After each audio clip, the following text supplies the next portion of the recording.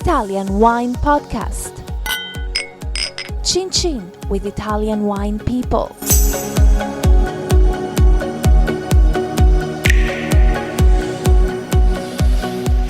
Hello, you're listening to the Italian Wine Podcast with Monty Waldin. Today's guest is Chiara Pepe from the Emidio Pepe winery in Torano Nuovo in the Abruzzo region of Exactly. Italy. Ciao, Welcome. everyone. Thank you. Tell us a little bit about the family history, because yours is one of the most historic estates, or probably the most historic estate in the Abruzzo region. Well, my grandfather started making wine in 1964, and he was born in the place we're now living and making the wine. And his name is? Emidio Pepe. He has learned how to make wine from his father and his grandfather, and we just never changed the way of winemaking. So now I'm the third generation after him, and we're still making the wine exactly as his grandfather was making the wine. So what has changed in Abruzzo in general and at your estate in particular over those years? Because you are seen as an incredibly traditional estate, but in the best sense of the word, you've preserved all the best of the historic traditions and added a little bit of modernity as well without sacrificing quality. How do you do that? Well, that's interesting because as a family, yeah, it's true, we are very traditional and we are very close to tradition, but then we learned with modern technology, with analysis that grandfather couldn't do before, how this tradition was really making sense. Like why crushing by feet meant something to the quality of the wine, how that kept the acidity high, how the pergola could keep the elegance of the tannins. And we studied all that, and now we have like technical studies that grandfather didn't do before. So you don't still crush the grapes with your feet, do you? We actually do, yes. Amazing. Yes. So is that the whole family in there together? Oh, family. And do you sing how do you keep yourself occupied? Do you sing songs or talk about the football results? We dance a lot. As a family, we really dance a lot. Grandfather is a great dancer, and so the whole family. We're very loud. We have a lot of music on, and we keep crushing feet and grapes for 7 days during harvest. Really? Yes. Exhausting. So your legs are just black at the end of every day, right? Well, that's why we don't need gym all year long. You go to the gym. So you also mentioned pergola. For those of you that don't know, pergola is the really traditional way of growing grapes in the Abruzzo. Just explain a little bit about the difference between pergola and, say, modern ways of growing the vines. Pergola, again, as you said, is the historical way of growing grape in Abruzzo. And grandfather loves the pergola, keeps the pergola, and try to replant as much pergola as possible, because he thinks that just letting the leaves develop horizontally, you have much more photosynthesis and much more energy kept and absorbed by the leaves from the sun, and like that you have the energy will be transferred to the grapes by the sap, but at the same time the grapes are always protected by the sun, so like that you keep the elegance of the tannins, and the grape never get burned, which is very important for the delicacy of such a tannic grape, because if that would get burned, then the wine would turn to be very heavy. So like that, grandfather is the only way you get the velvet sense of the Montepulciano, and at the same time you keep the acidity that you would lose otherwise. So the pergola basically is having grapes grown off the ground and the grapes hanging underneath the leaves. It's 2 meters tall, and the vines develop and opens in 4 different directions. That creates a carpet of leaves 2 meters tall. And 2 meters above the ground, yeah. Yes, and all the grapes grow under the leaves, so in the shade. So they get partial shade, so they can see the sun, but the sun can't see the grapes. Exactly.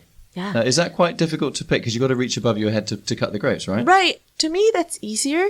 But otherwise, you would have to bend on the ground. So like that is kind of, it's pretty easy to reach. It's a different movement, but it's not bad. And also because you can pick in the shade, right? You're not getting direct sun. Exactly. Because you're very fair-skinned. Yeah. Much better. So what's the disadvantage of pergola? Is it just mainly cost? No, a lot of people think that the pergola is not exactly right because of humidity that creates below the leaves. Us, because we do very short pruning, we keep a lot of aeration between, below the leaves and up. So that's that's not a problem for us. And also because where we are located, we have a lot of wind constantly because we have the sea very close and the mountain very close. So we never have a lot of problem with humidity and eventually mildew and all those kind of things. And also you're organic, so that people say, well, it must be more difficult for diseases. So See. you've made a difficult choice with pergola. I think it's the best choice, and I totally agree with you. And you're doing it organically, so it must work, and that's why you're getting the results. See, my grandfather has always made the wine in a very natural way, and he always thought that was the only way to make wine, because I've never seen something different, because his father was not using any chemical, because back in time they didn't exist. So he just kept doing that way. For the microclimate we have, grandfather was lucky to have such a great situation because it's windy, it's very close to the sea, we have the mountain that protects us. So he always has been biodynamic without really knowing it. He always respected moon phases. But again, he could do that because he was in a lucky position so that, mildews and diseases were not developing easily. So another thing that's incredible about your estate is wines generally from southern Italy are seen as cheap and cheerful. They're to be drunk, not to be aged. Yeah. And your wines can age many, many years, but they are also drinkable when they're young. Why is that? Is that because of the quality of the vineyards and how you do things? Well, grandfather thinks the quality of the grape, but he has always had this great idea behind the Montepulciano that he always thought that he not only could age, but it was meant to be aged. And everything actually started at Vinili 50 years ago when he came to show his wine here. He was making wine since 2 years at the time. And there was like a brochure, a leaflet saying that Montepulciano was a grape meant to be drank when it was young, not to be aged. And grandfather, when he read that, I was like, well, this is crazy. We're like showing the wines and we are telling them that this wine is not supposed to age. Well, actually is the complete opposite. He came home and he stocked half of his production and didn't release for the rest of the year. And since then, he kept doing that. So he kept aging the wines since then, and half of the production every single year. So as well as the red wines you make from the Montepulciano grape, which is easily the most underrated grape in Italy as far as I'm concerned. But because of the history, and because we have to say that most of the winery in Abruzzo have grown and became big in very short time, and because the Montepulciano is so tannic and has such high acidity, it was very easy to sell bulk and not bottle. And also because to make a great wine out of Montepulciano, it requires a lot of energy, lots of attention, a lot of knowledge.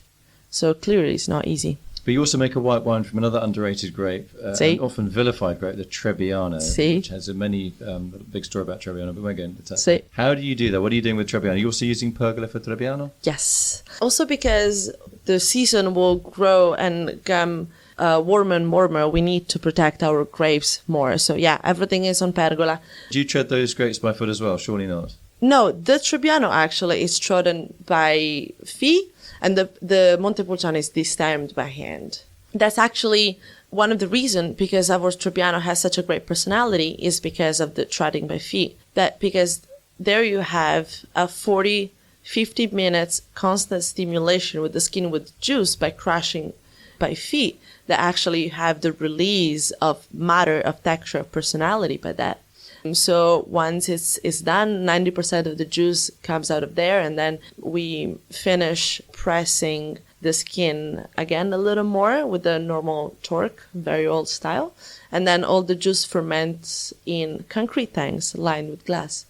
What is a good match food-wise for your white wine, your dry Trebbiano? What's a good dish? Well, something... An Abruzzo dish. Yeah, something that we do pretty often... It would be olive alla scolana that are, there Olive. you go. Olives, but they're stuffed with meat and then deep fried. Wow. And for the Montepulciano red wine, what is a good dish for that? A local For dish? the Montepulciano, we do a lot of lamb in Abruzzo, because the traditional meat of Abruzzo is lamb. So we prepare the lamb in many, many different ways, grandmas does it very well. But not too spicy, right? Not too spicy. No. Either we do like braise with tomato sauce, or you can also do cacio e ovo. You have many different What's ways. that? It's with parmesan and egg, and then you let it braise so that it absorbs all the liquid, and it kind of turns out to be pretty amazing. And then you go and work off all that food by foot treading those grapes and picking them by hand above your head. That's the way. Really nice to meet you, Chiara. Pleasure to meet you. Are you. an icon. You're an iconic estate. Thanks a lot. Justifiably so. You're a beacon of southern Italy for high quality, consistency, and Grazie. innovation via tradition. Amazing. Thanks a lot. Pleasure to be here. Follow us at Italian Wine Podcast on Facebook.